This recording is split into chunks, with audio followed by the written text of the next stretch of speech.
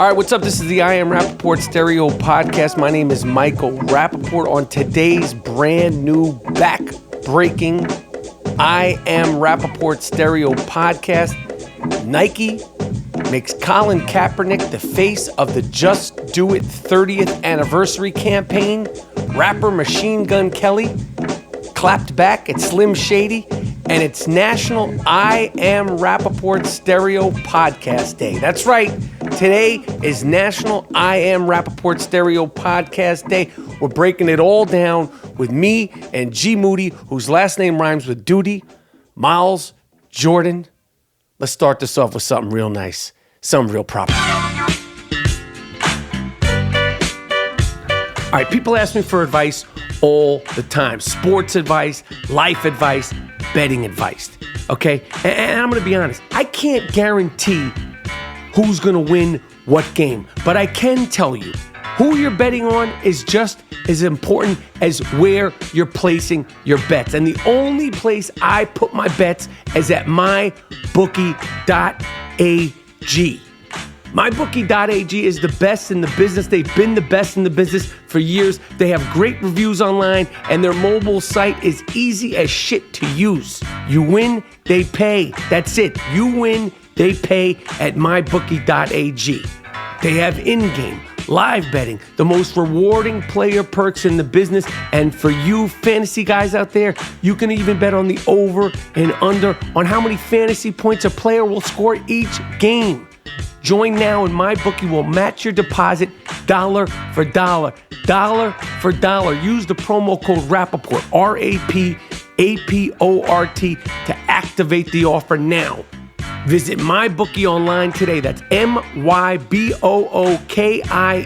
And don't forget to use the promo code Rapaport when creating your account to claim up to $1,000 in free play. At MyBookie, you play, you win, you get paid. That's it. Go to MyBookie.ag now.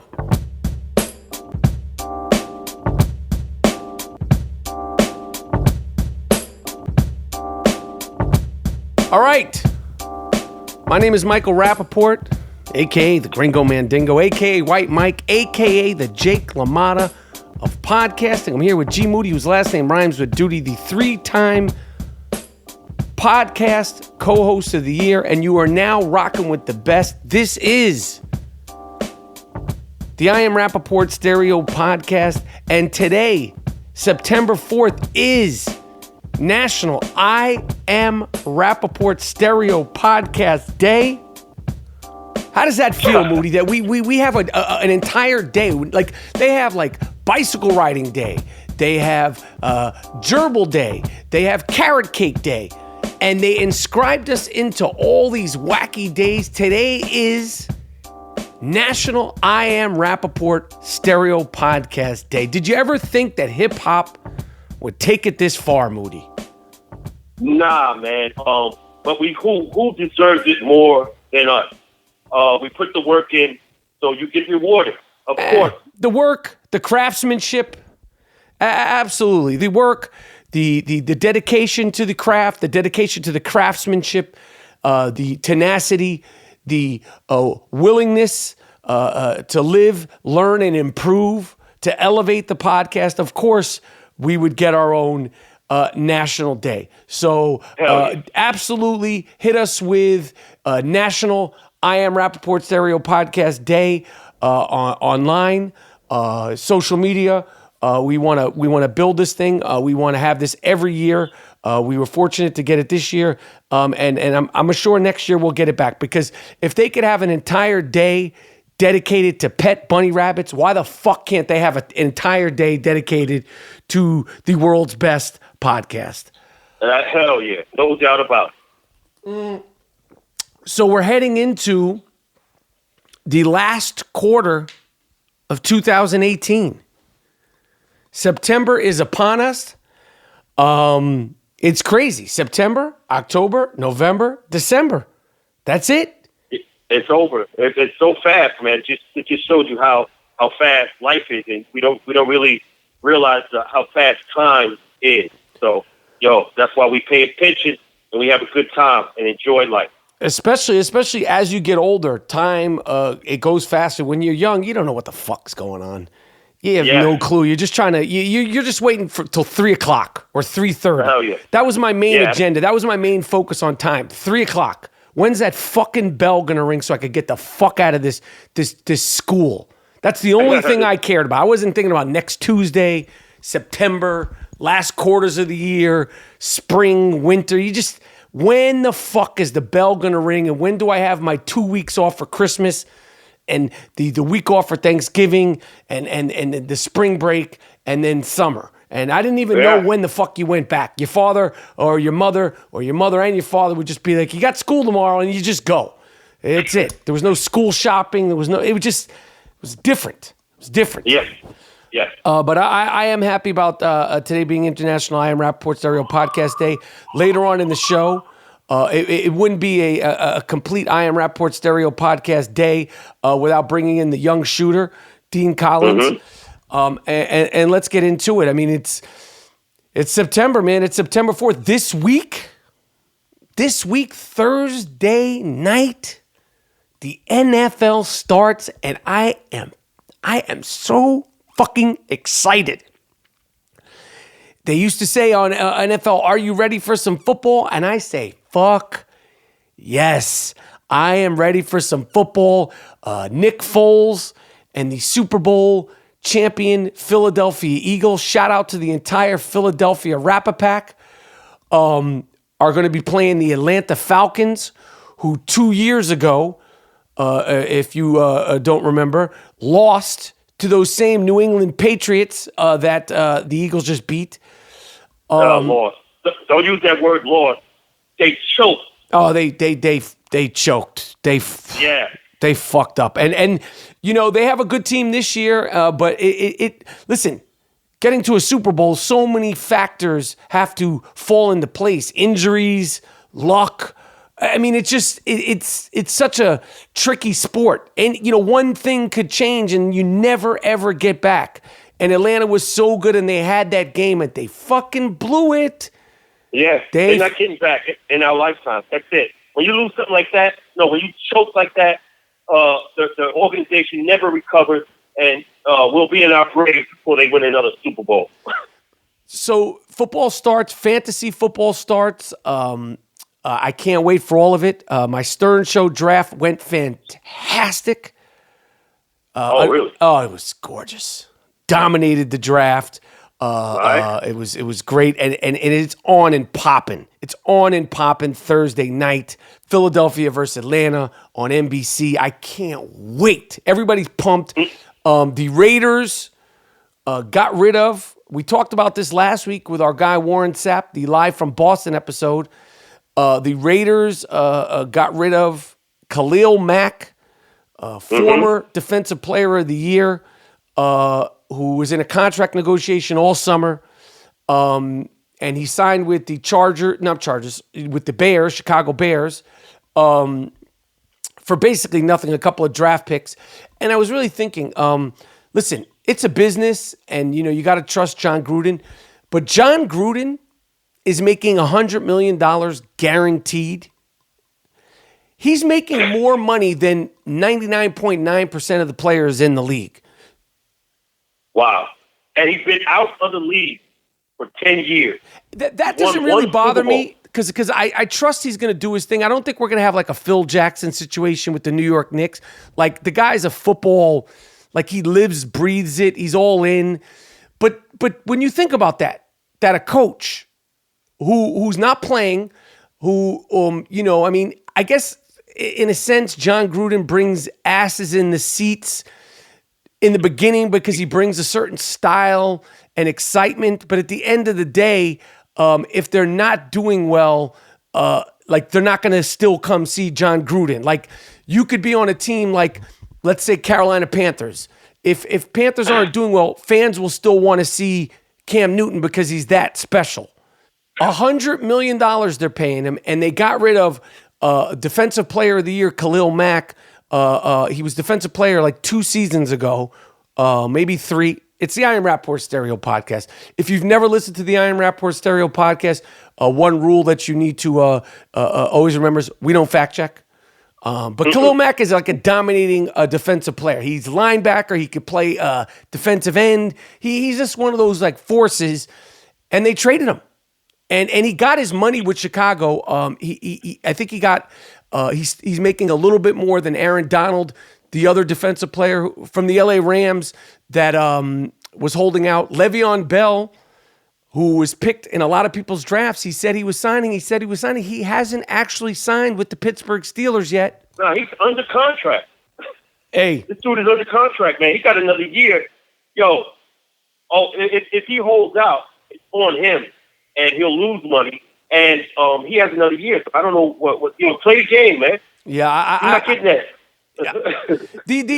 I think my man Steve Smith Sr. hit me the other day, and he said, "What would you do if you were commissioner for a day?" And I would say that whether you're Le'Veon Bell, we know him, Aaron Donald, we know him, Khalil Mack, like these stars, Aaron Rodgers, of course, Tom Brady, and the list of stars, the Julio Jones, like the Ndamukong Suhs, the stars of the league, they're all starting to get more guaranteed money. But for NFL, for them to be able to just cut you and not pay you anything in a sport where the chances of you not getting hurt are higher than the chances of you getting hurt. I don't know if I said that right.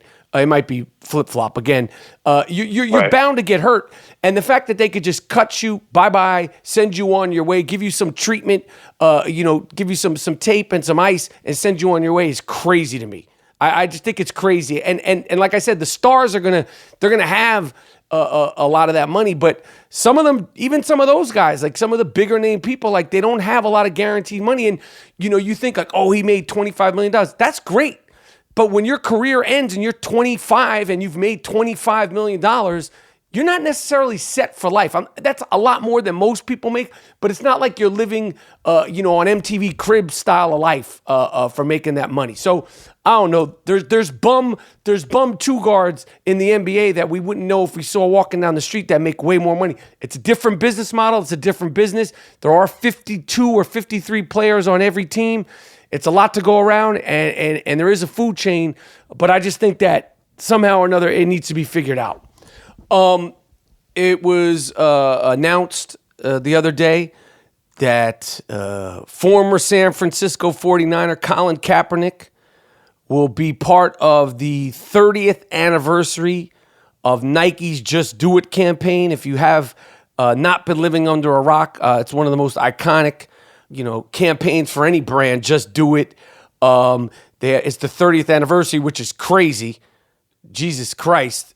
So him, Kaepernick, Serena, Odell Beckham, and a handful of other athletes are the faces of it.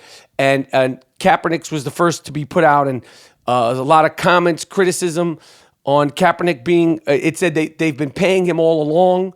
And the ad says, believe in something, even if it means sacrificing everything. Nike symbol, just do it. Oh, my God. What do you have a takes on this, Moody? Is he going to talk? I mean, people want to hear what you have to say now. How do you feel about Eric Reed? How do you feel about him not getting a job, the safety for the 49ers? The 26-year-old safety, he's a top 10, top 15. That to me is because it's a safety and he's not a quarterback. And unless you're like a football fan, he's a safety for the San Francisco 49ers. That is even crazier than Kaepernick because there's no excuse like, oh, well, he wasn't playing good. He wasn't producing. Like this dude was really like, there's nothing football wise that you could use against Eric Reed. Right. And he's not in football. He has not played another football game, and he was a San Francisco 49er who was kneeling alongside of Colin Kaepernick. Right. So now, if Nike is going to make this guy a type of spokesperson, I'd like to hear him talk. I'd like to hear, how do you feel now? What are you doing now? You're not in the league. Are you still trying to play football? Or did you give it up and devote all your life to activism?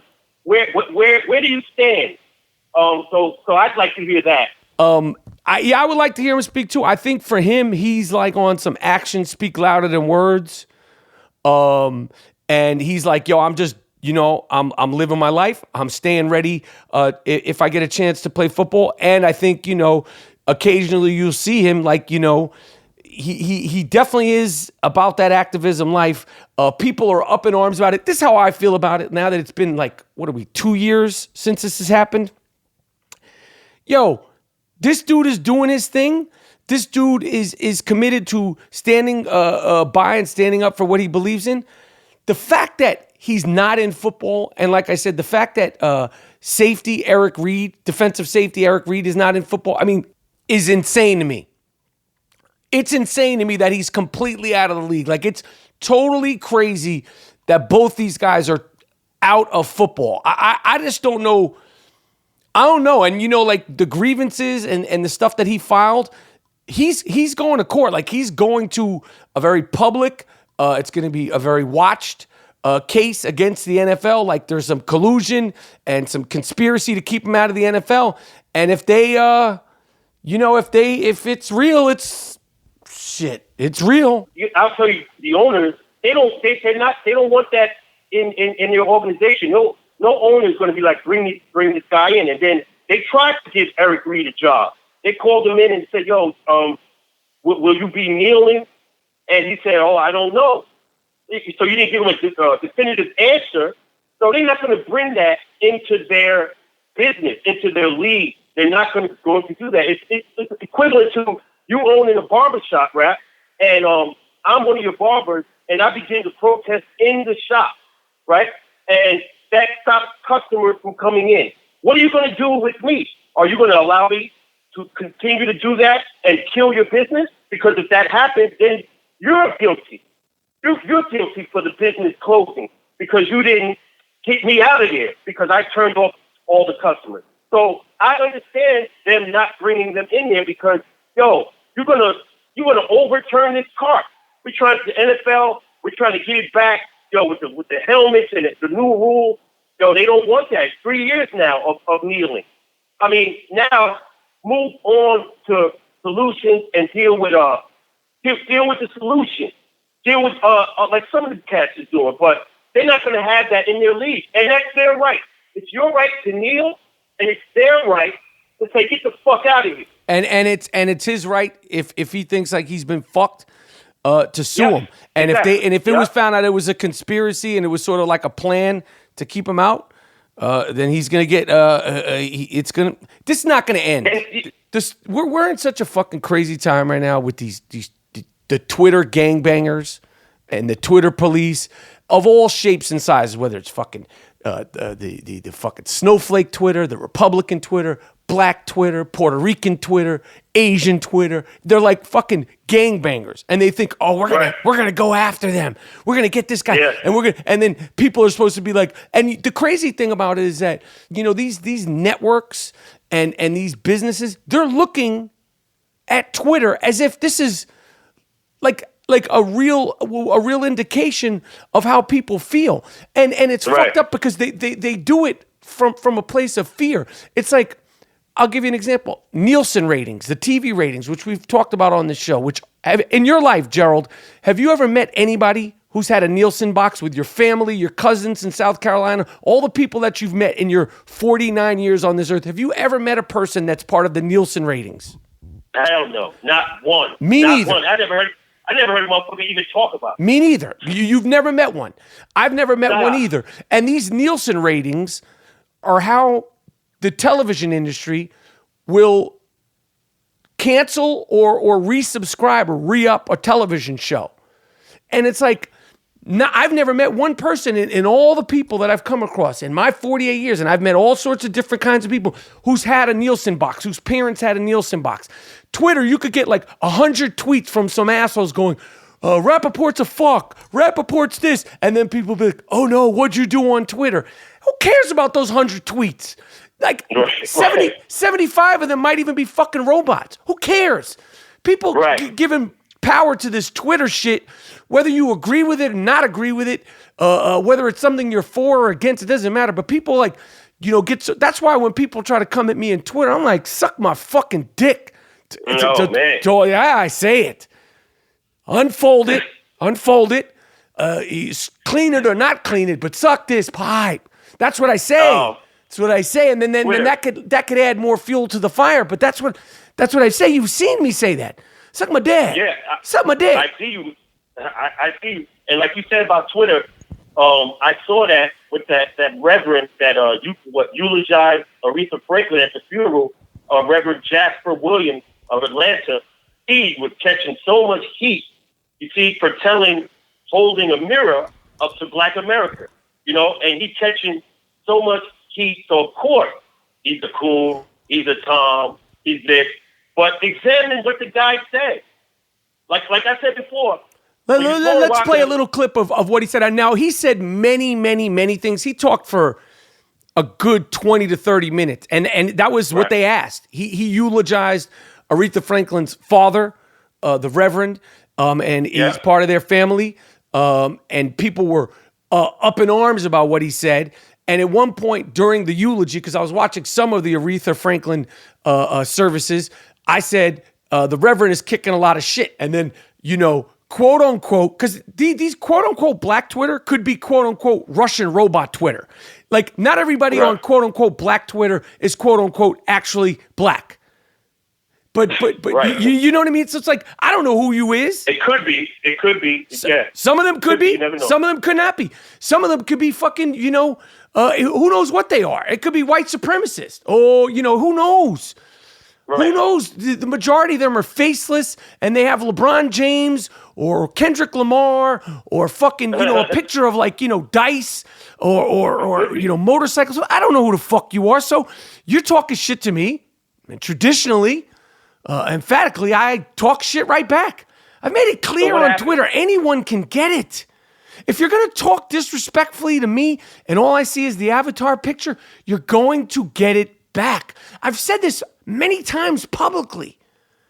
I don't understand what's so. And then when I kick it back, why are you up in arms? Like, oh, you have no right to say anything. No, Bash, you have no right to say anything to me, thinking that you're not going to get it back. But let's play a clip of one of the things that he said. Where is your soul? And so, if you choose to ask me today, do Black Lives Matter? Let me answer like this. No, Black lives do not matter. Black lives will not matter. Black lives ought not matter. Black lives should not matter. Black lives must not matter until black people start respecting black lives and stop killing ourselves. Black lives can never matter. I mean, listen, this is a hard pill to swallow, and this is a crass, real thing to say. And based on quote unquote, and I say quote unquote Black Twitter, me as a white person, I shouldn't speak on this. So I'll turn this over to you for this, Moody, since Black Twitter told me. Gladly. What is your opinion on this? He's fucking right, man. I said that on air years ago. He is no need to pat yourself on the back. I'm talking now. Okay, all right, but he just kind of reiterated what I said. But what I'm saying is, I asked that question. Like, let's start with the Black Lives Matter. Let's start with that. If Black Lives Matter, right, really matters, why is it only outrage when a white cop is involved? Now, we have Chicago. They had it was like Berlin over there the last 2 weeks. 10 people got killed 1 week. 75 people shot, and they didn't solve any of these fucking things. And where was the outrage? Am I missing it? Oh, well, that's very well put, Moody. Steve Bannon, Sloppy Steve Bannon, I gave him that name first. I gave him the name Sloppy Steve Bannon before Donald Trump, a.k.a. Dick Stain Donald Trump, called him Sloppy Steve Bannon. Sloppy Steve Bannon was invited and uninvited to speak at the New Yorker Festival within a matter of hours. The New Yorker Festival is like a very hipster, highfalutin festival, in New York City, where they have speakers, they have comedians, and Judd Apatow spoke out. He said, if Sloppy Steve Bannon, he didn't call him Sloppy Steve, if he's invited to speak there, I won't show up. And then this other comedian who I like Judd Apatow too. We've known him since 88 from the Improv. This other comedian, fuck is his name? Something Minaj. He's funny. I like his Netflix special. He said basically he wouldn't show up, and I don't agree with that. Now, when I saw that Sloppy Steve Bannon was going to be a speaker or be interviewed by the editor of New Yorker magazine, my first thought was, New York, you better boo this cocksucker off the stage. Like my thing, I looked at the date and I was like, I have to see if I could be in New York because I want to go to this and heckle this cocksucker. That was my thought. Like, I don't have a problem with them inviting him. Like, I think, I've said this before, I like people like that to share their views because it takes it from out of the back shadows, out of the cracks and crevices. Let this fucking guy go up there and speak. And it's New York. Represent. You represent. Boo this cocksucker. Bring the tomatoes. Bring the eggs. Bring the pies. And throw it at this fuck. That's how I feel. I'm not saying incite violence. I'm not with the violence. But a tomato to the face, a blueberry pie to the face, and egging a motherfucker. I was like, I want to go to this because I want to heckle this fucking guy. I want to get thrown out. I want to buy tickets and get thrown the fuck out for disturbing his interview. But now, because of all the uproar, he's no longer invited.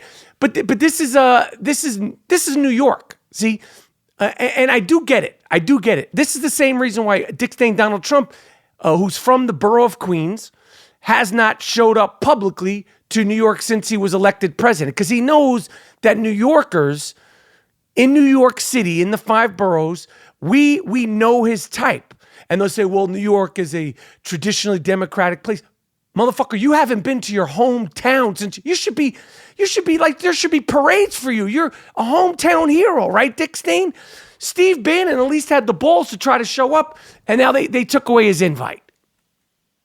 Oh, they did. Oh, they just invited. Well, I mean, I knew that was going to happen, man. I mean, like I said, New York City, New York State, it's liberal, it's left. They're not going to allow that guy to come there because he wouldn't be able to say anything. He wouldn't get through whatever he was talking because there would be too much in the crowd.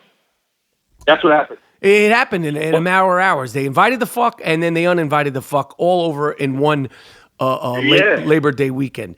James Dolan, I was going to say blues guitarist, James Dolan.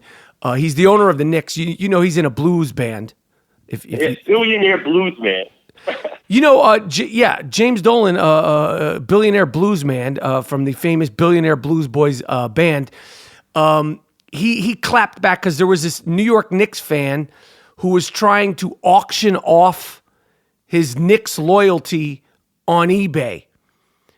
And James Dolan, because he gets involved with all the right things, he clapped back and he said, we're sure our millions of loyal Knicks fans won't mind losing this attention-grabbing gentleman. We remain focused on the upcoming season with a hardworking team that is proud to represent New York and its dedicated fans. James Dolan, sell the fucking team. Please sell the fucking team. You're like a fucking hangnail, like an ingrown nail that the only way it needs to be removed, the only way it can be removed is to surgically remove it. We need to go to a podiatrist, cut the fucking nail open, and remove it. I heard. Go ahead. I heard he was selling the team. What happened? That's bullshit. He's not selling the fucking team. Oh, man. I mean, I can't see him selling it. I can't see him. What is he going to do? Tour the Delta and with his blues band, like tour Gut Bucket South and just become a full-time blues guy? I wouldn't sell the team. James Dolan did what the fans asked. He stepped aside. Phil Jackson ran it into the ground even further. So James Dolan had a press conference saying, yo, I don't know basketball. I'm going to step aside. I'm going to let this guy do it. And he did that. To his credit, you got to give it to him. I agree. At this point. And Phil Jackson ran it into the ground. I agree. And, yo, Phil Jackson was like the final nail in the coffin. He really, that motherfucker shouldn't be paid. Talk about a guy who shouldn't be paid. Like if I was Dolan, I'd be like, yo, man, I'm suing you for something, motherfucker. You're not just getting out of here with all that money. We're trying to find breach of contract or something, or you didn't do your job or something. That was the last money grab. Motherfucker, almost 80 years old, whatever. Yo, he didn't want to do it. I mean, the papers would say he kept upping the ante, upping the money.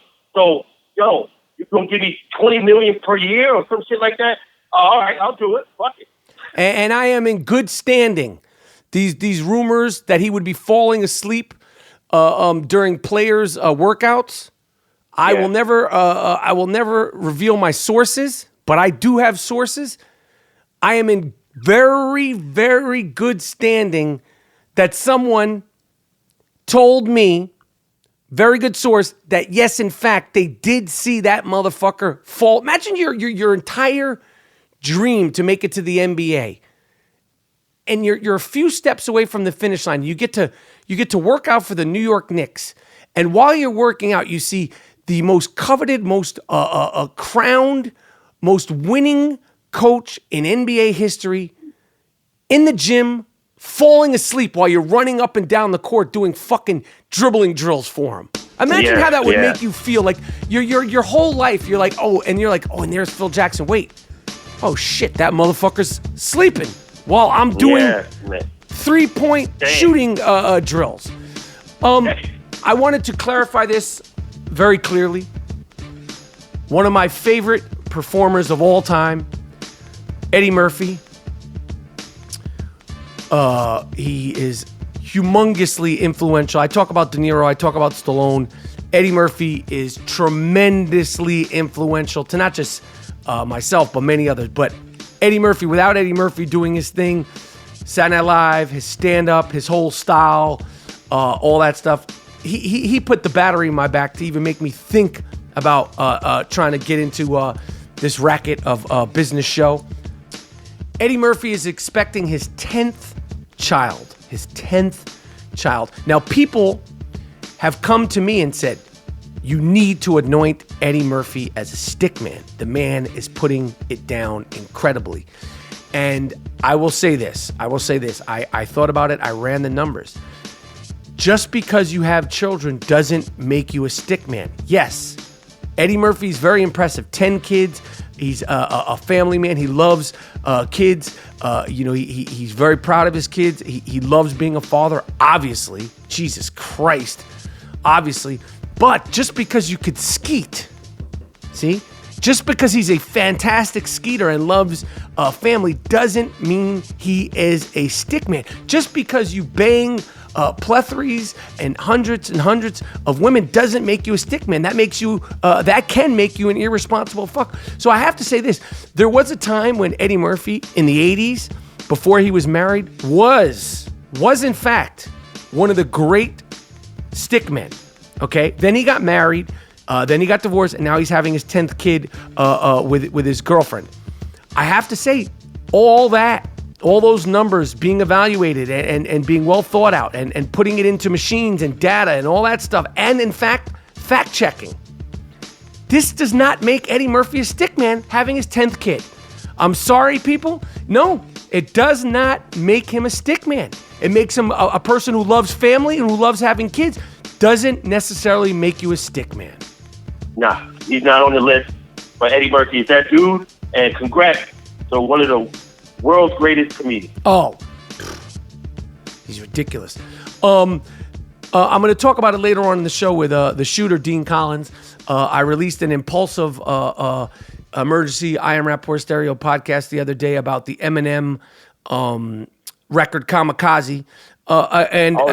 Since that episode, one rapper has shot back. This rapper who I think is talented. He's not great.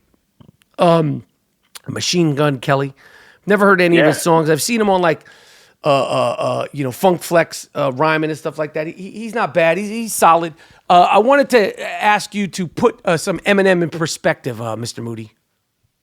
Oh, Eminem is one of the best, man. One of the best lyricists. That's clear.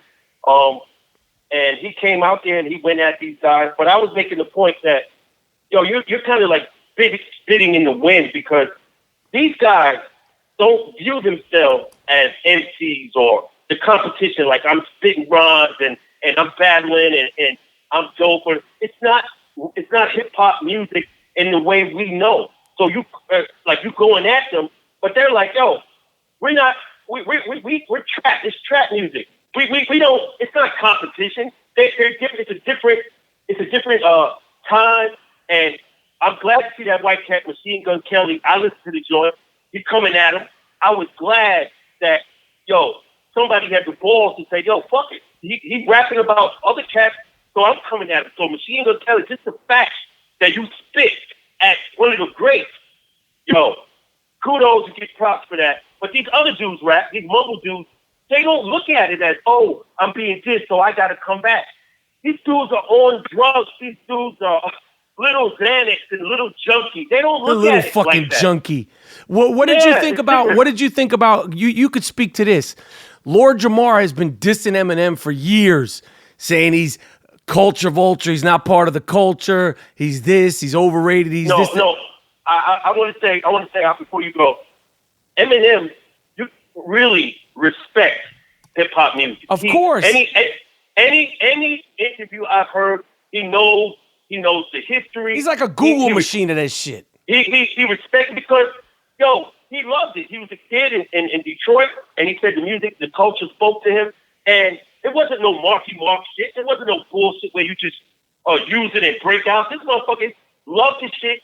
And he, like, his guys are our guys, the motherfuckers we were raised on. So you can tell that this dude is thorough, and he doesn't disrespect hip-hop culture or black people. He loves hip-hop. Look at his rhymes. He's very intricate with this shit. I respect Eminem for loving the craft and not disrespecting the craft of rhyming and not putting out, bullshit. So Lord Jamar, from one of I could say both of our favorite one of our favorite groups coming up, Brand Nubians.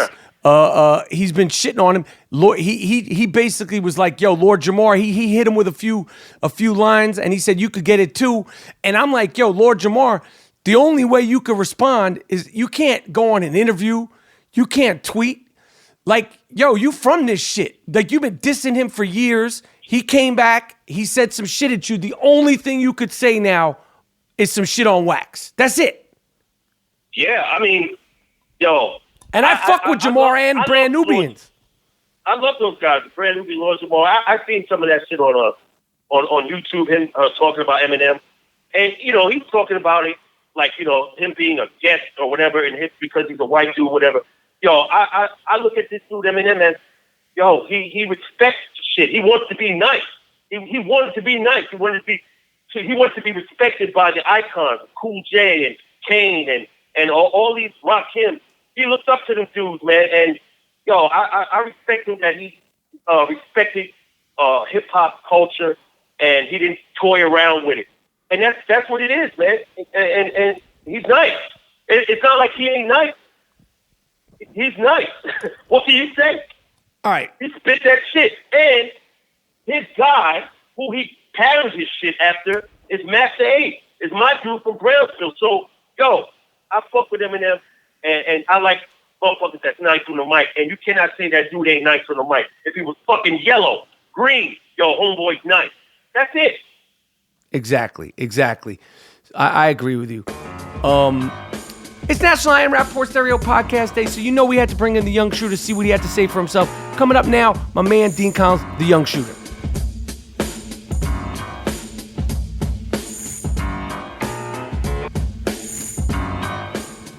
All right. As promised, it wouldn't be National I Am Rapaport Stereo Podcast Day without one of the important members of the I Am Rapaport Stereo Podcast crew. We know him, and we refer to him as the Young Shooter, The world may not know him as that. They know him as Dean Collins. Dean? Hey, Michael. Welcome to the National I Am Rapaport Stereo Podcast Day podcast. Thank you so much for having me. Can I just ask you, when did that become a national holiday? Earlier this year. You know, they have National Cupcake Day. They have everything. They have National Dolphin Day. Yeah. They have National, Rose Day. And somehow, some way... You got into the mix and... Somebody declared September 4th, 2018... National I Am Rapaport Stereo Podcast Day. That's great. We don't know who the person is, but... It doesn't matter. We don't fact check. But it is our day. Okay. You've been with us from the beginning. Now I very heard you beginning. squawking.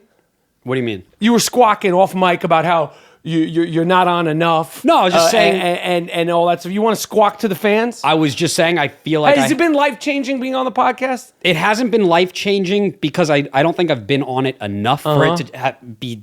impacting my life. Mm-hmm. But I think that I've been on some of the premium podcasts. It's like you save me for that. You want to hide me for the real world. Are you somehow better than our best of the best fans? Because if you have premium, it's absolutely the opposite. I want to be with the people that don't have the money to pay for the premium. I want to have the money. Now you're making it sound like it's expensive to pay $2.99 a month. Well, I'm you assuming just had a fucking cafe latte. I didn't have shit. I don't drink coffee. Thank you. And I you did had an buy Arnold yours. Palmer, I actually bought yours. And like $2.99 a month is not a lot for premium subscription. We have Emergency Podcast. Last week we put out a fantastic, talk about stir the fucking pot. So are you dissing everyone that Emergency Podcast, the Eminem review of his record Kamikaze, is one of the better emergency podcasts that's ever been made. So all the people that are listening now that don't have the premium app, they didn't hear that. Nope.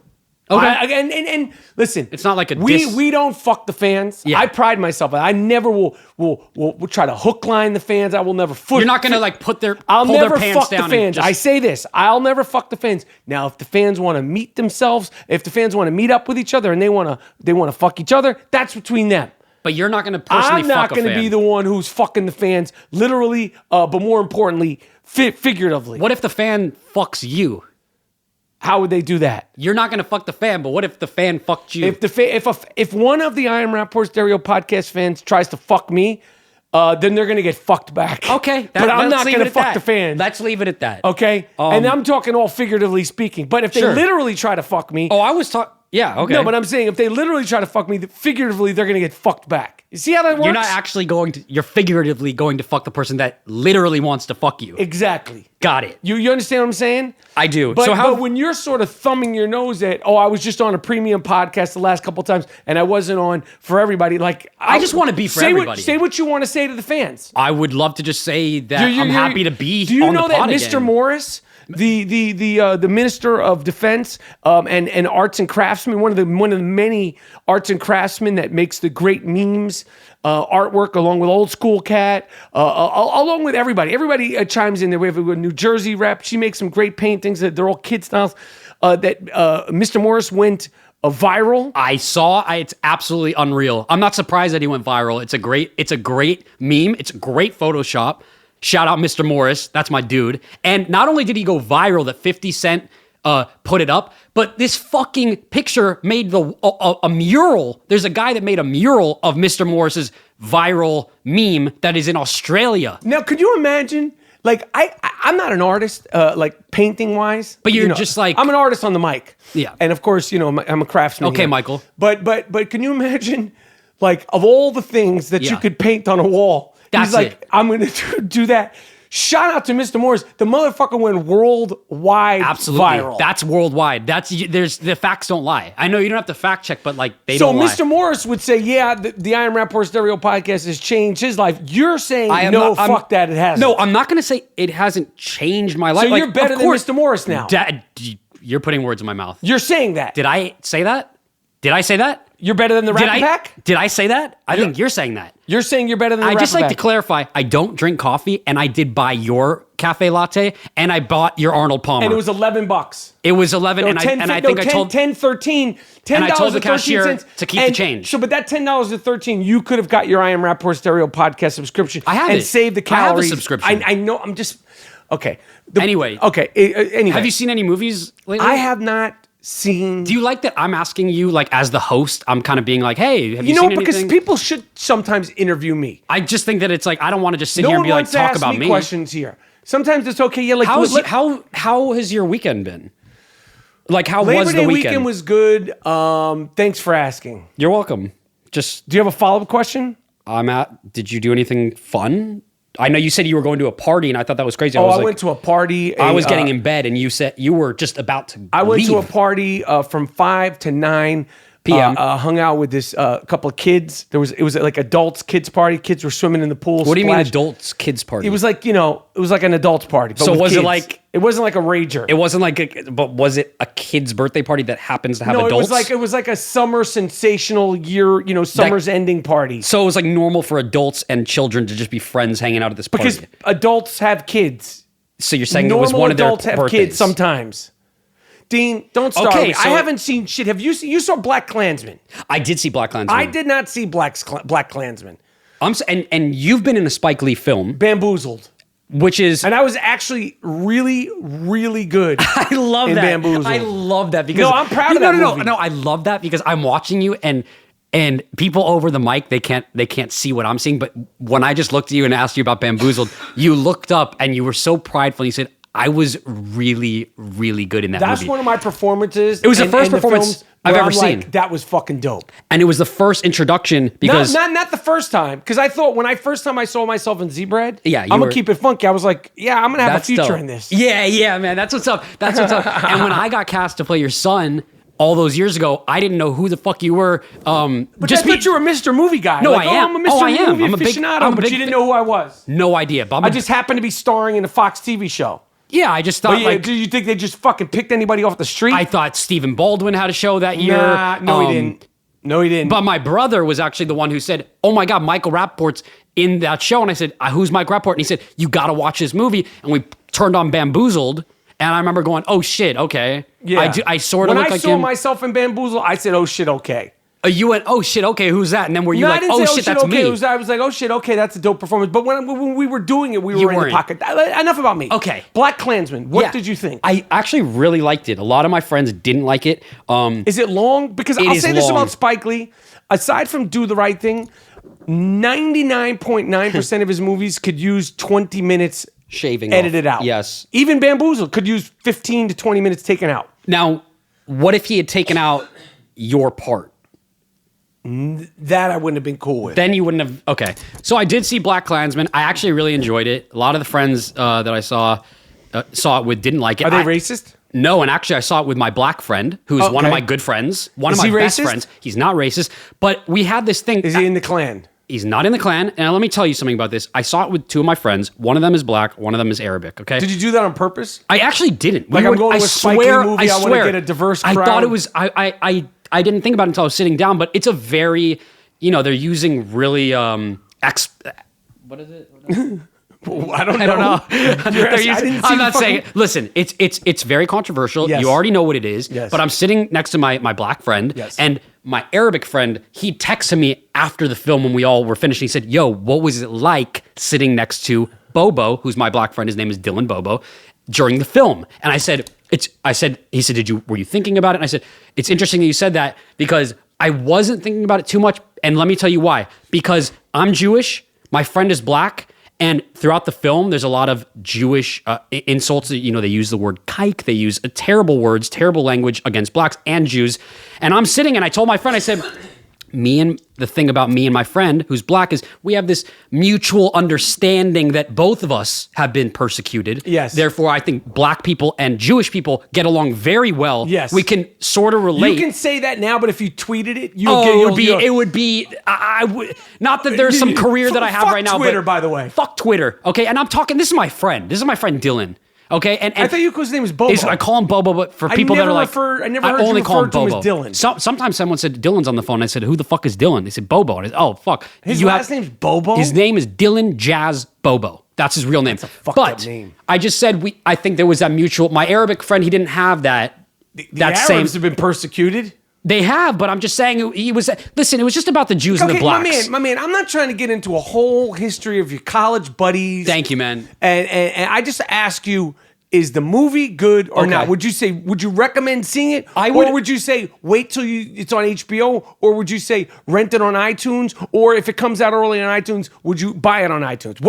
I'm not going to buy it. I'm not going to buy it on iTunes. I saw it in the theaters. Yeah.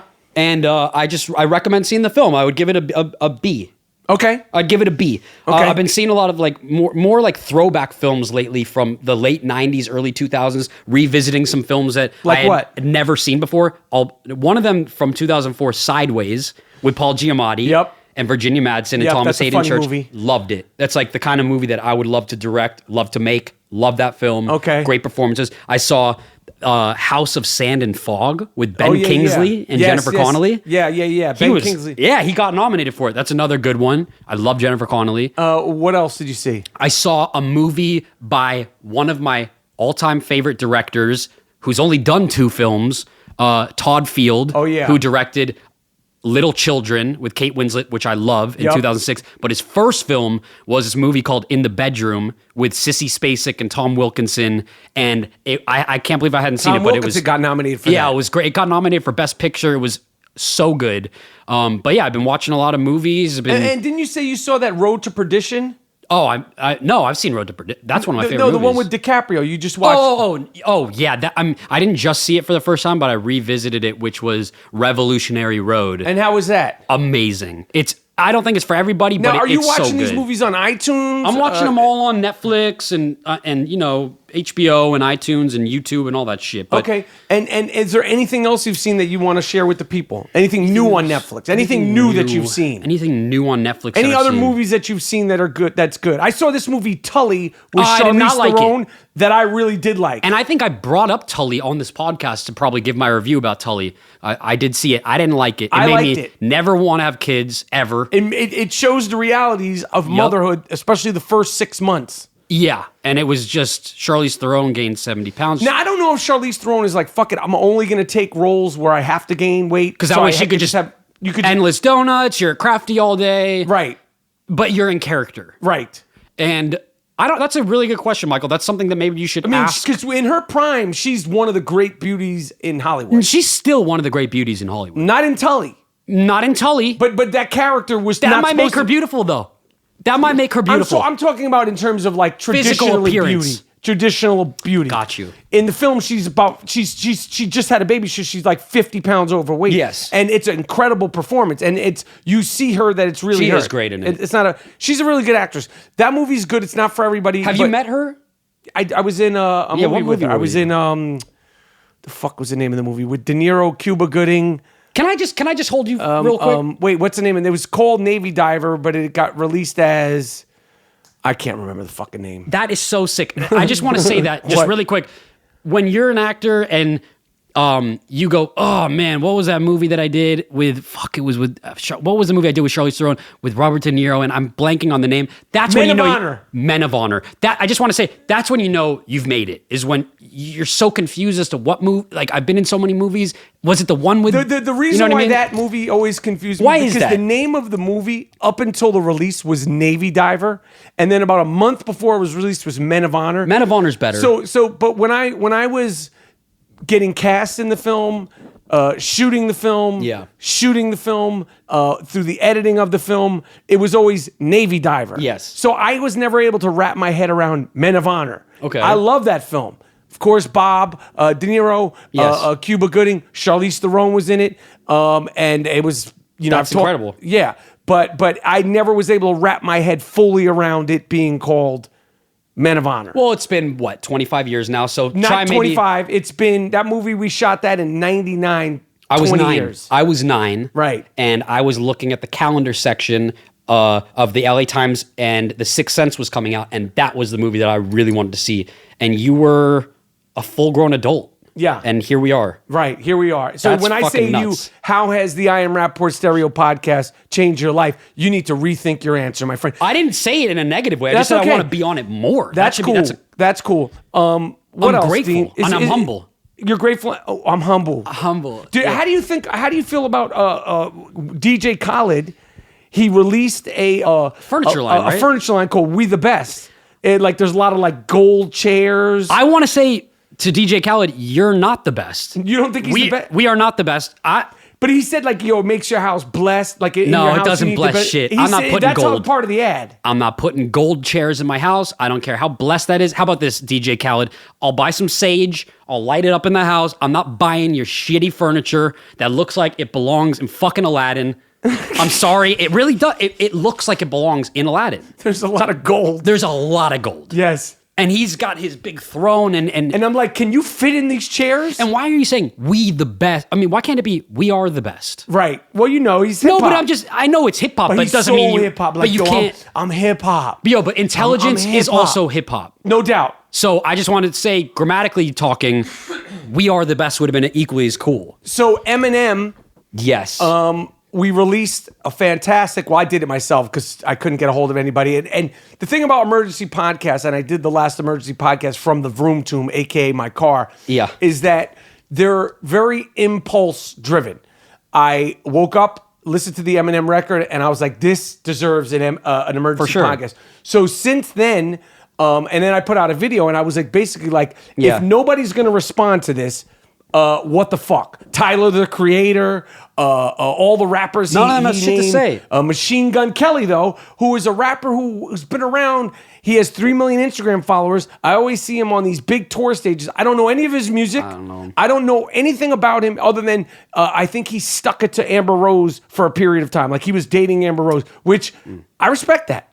I respect that. Why? I respect that. Okay. I'm just saying, like that's like like Okay, you were dating. You're in the circle the club. of hip hop. You're in the club of people who You're in the cool kids club at that point when you've made the rounds on Amber Rose as well. You're in the kind club of like, with the other people that have. It's like initiation. Like, yo, here's your new girlfriend, Amber Rose. Welcome to Hollywood, kind of thing. You have That's dope. Welcome to welcome hip-hop. to the next 3 months of your life. Yep. But a lot of people DM'd me because my whole video. Miles, play the video. Yo, it's been over 24 hours since Eminem dropped his Kamikaze record. Pissing, shitting, disrespecting so many creators, so many rappers. Now one of you so-called creators, now one of you so-called rappers is gonna come back at old-ass Eminem? A bunch of you motherfuckers that Eminem shitted on claim Eminem as your favorite rapper. Say he influenced you. Where's the influence at? Come back. Show some pride for the sport, for the love of hip-hop. Damn. Come on, man. Is hip-hop dead? You can't just hit Eminem with 16 bars. 16 bars. 3 of you could do 4 each. Come on, man. For the sport, for the love of the game. I was basically saying somebody has to respond to him. Yeah. Somebody has to say something back to him. And Machine Gun Kelly put out a song. And I'll say this. Machine Gun Kelly, I think he's talented. Obviously, he took a lot of digs at Eminem in his song. It's called Let's Talk About It. Eminem calls himself the rap god. Machine Gun Kelly referred to himself as the rap devil. So he's sort of playing the antagonizer, the antithesis. The thing about Eminem and all these other rappers, like even if you take shots at him and be like, ooh, he said that, or ooh, he said that about his skill set and his skill level, it's like if you're doing basic mathematics and somebody else is doing like Calculus. Advanced trigonometry. Yeah, it's like the way he fucks around with the wording and the word patterns. of course. On this record. Oh, this record really surprised me, and I was up when it got released on Twitter. Right when he dropped it, I was like, I have to be honest, I was expecting it to Homeboy's be on whack. some Einstein shit. I was shit. expecting it to be whack. I didn't know what to expect. First song, I was like, whoa, his shit. He's like, I don't know he's how back. you do that. Like the only other person Some that can shady really shit. get down like that with those crazy patterns, Busta Rhymes. He's the only one who flows in that. I mean, just it's, like the wordplay and the speed and the slow it down and the stop it. It's so complex. mathematical though in a way. It's like that's what I'm saying. Syllables and I would love to ask him, like, how do you sort of like? Is it just are you going off the beat or like do you have like a chart? And you're like, I don't know. It's crazy. And all those rappers that he insulted, they're not even in the same league. Obviously they're not in the same league, but I think that they all thought it was really cool that he dissed them. Like, oh yeah, like, Eminem oh dissed shit, me. Eminem dissed me. And to be honest, that's how I would respond. I would be like, you're right, and I got Eminem to diss me, and that's fucking dope, and I'll just leave it at that. Right. Why are you even going to attempt to, because it's like, You're like a little puppy going up against a pit bull. Like, you ain't going to win the fight. No. Okay, so, but a lot of people wanted to know what I thought of Machine Gun Kelly's response. And was it good? It's fine. Okay, it's well, not he bad. did it. Like he's good. At least he did it. At least he Exactly. said something. And he said a lot. Okay, well, at least he did that. Yes. So my official response to Machine Gun Kelly's response is, good job. That's cool. And like, I don't think he ever thought he was on that level. I don't think he tries to be on that level. I think he does his thing. I think he's happy to be rocking and rolling. He's probably making tons of money. He's apparently stuffing a whole bunch of different chicks. But we're not going to leave. We're not going to be talking about him. How about this? We'll give him 5 gold stickers and send him on his way. I don't want to talk about fucking Machine Gun Kelly anymore. Why are we giving him so much airtime? Because people I don't care about Machine Gun. I said it was cool that he made the rap. Leave it at that. Give him the star and fucking send him home. Okay. Just because he made a rap against him doesn't mean this is like at this point it's just like breaking news. Everybody, just Machine Gun Kelly respond back is like a big deal. I thought Machine Gun Kelly was the guy from 101.1, the oldie station. Tom Kelly, Shotgun Tom Kelly. Well, there was an old mobster named Machine Gun Kelly. I'm done with the Machine Gun Kelly. It was about Eminem. You're not a big fan of Machine Gun Kelly? I don't know him, but at this point, I'm gonna say I don't like him because I don't know why you're talking about him so much. Like you got there's some inside stuff with him. Nothing. Like, is he paying you to drop his name on you? What's the deal? No. But people wanted to know my response. All right, well, you gave the response. Now, moving along. Listen, we just released another episode a long time. It's been a long time. We've just released the most recent episode of The Shame Game. Yes. Do you want to talk about what goes into the process of The Shame Game? Or actually, I'm asking the question and I'm going to answer it. Okay. We've gotten to a point where my DMs are so flooded with, most of them are compliments. And because of The Shame Game, I feel like a lot of people they're hesitant to say terrible things.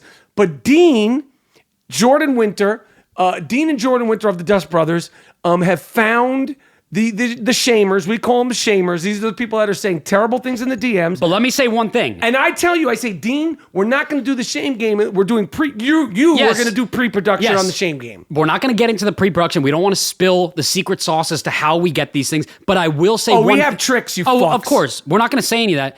But we have maybe tricks. For a premium episode, we could kind of, share a little bit more. But for right now, I just want to say this. You may think that Michael didn't see the comment or the DM, whatever. I want to let you know something. I've had Shame Game contestants in my inbox. In your sites. That I've been scoping for the past 6 months. I let them marinate. You know what the trick is? You let them open up their phone and they have 1 billion notifications and they're going, what the fuck is what are all these notifications? And they find out something that they said in private over Instagram DM 7 months ago has now been released. And I want to let everyone know, nobody's safe. I have so many people that they just think, oh, I'm going on about my life. Oh, I'm going to call Michael Rapaport this. I'm going to call his family that. I'm going to threaten him this. Yep. No, asshole. Nope. You just wound up on the Shame Game. And we have another. You might not get on there until 2019. There's a waiting list, fuck. It's kind of like a trial. It's kind of like being convicted of murder. It's like you're the sentencing, you get a life sentence, but you don't actually get executed. Once you put the DM out there, it's out. We have it. I have your. Rest assured, if it's not from me, the young shooter, or Jordan Winter, we will find you. Yes. We will zero in on you. Yes. Then we'll shame you down. Yes. And if we can't shame you, we'll shame your mom. We'll your shame brother? Your girlfriend, your brother. If we can't get to any of them and you're underage, we'll call your principal. We've done it. We've done it all. And we've done it, and we put it on the gram. So it's not like we're doing it in private. But I think it's a very important time. The thing is that people that listen to the podcast, I'm not trying to instigate people that listen. These are friends and fans. No, I know. I'm not saying that they're the ones doing it. No, I'm just saying we don't get I don't get people that listen to the podcast go, oh, Mike, you this. The words that we can't even say. You can't say it, and a lot of people actually are saying it to get on the Shame Game. Yeah. So a lot of people actually like you, but they'll say horrible things. We will not give you that love. We won't give you the attention you need. We will drop a little hint that there will be another Shame Game coming. Very soon. We know it's been a long time, but I think you and I are going to start doing a little bit more work together and start putting these things out. But, this is America. Yes. It's an important time. Yep. And we have the This is America Shame Game coming soon. That's right. That's the title. It's a first here. You heard it here. It's National I Am Rapaport Stereo Podcast Day.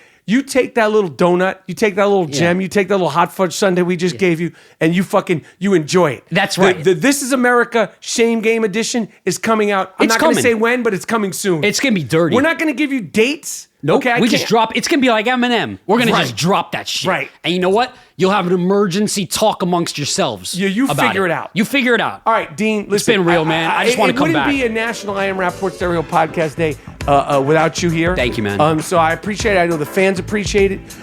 Do not thumb your nose at the premium subscribers again. Not on the air. I will Don't not. fucking do it on the air. I will not. I'm happy to be on there. I just say I want to be in the general population. I Don't- feel like don't- I'm in solitary confinement. I want to join the prison Don't yard. do it again. Seriously, don't do it. I appreciate what you're saying. Thank you. Thank you. All right, Moody. We did the damn thing.